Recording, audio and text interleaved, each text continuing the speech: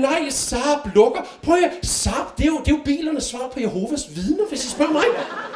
De står ude i indkørslen og ser enormt kikset ud, ikke altså?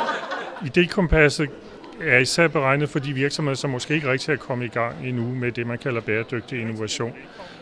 Og som jo handler om at prøve at tænke samfundets udfordringer ind i sin forretningsstrategi. Bæredygtig innovation er en utrolig vigtig måde for virksomheder at vokse på. Vi ved, vi virksomheder, som har beskæftiget sig med bæredygtighed, at det er med til at forbedre vores forretning rigtig, rigtig meget. Bæredygtighed er ikke bare en smart idé, man synes, nu kan jeg måske promovere noget. Bæredygtighed, det er en overbevisning om, at du kan drive din virksomhed på en sådan måde, at den får konkurrencefordele ud af det, samtidig med, at det er til fordel for samfundet. På et tidspunkt var der meget grønt kød. Vores kød, det er grønt kød.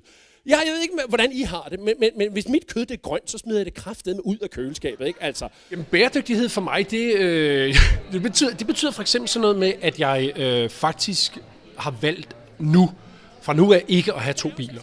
Så nu, når jeg ligger og padler til Jylland, så kunne jeg lige så godt tage toget. Men jeg er jo så gammel nu, så jeg kan huske 70'erne, hvor at det ligesom var noget langhåret flower power, noget med, som man sagde, vindenergi og tvind, og der var en mølle over i Ulfborg og sådan noget.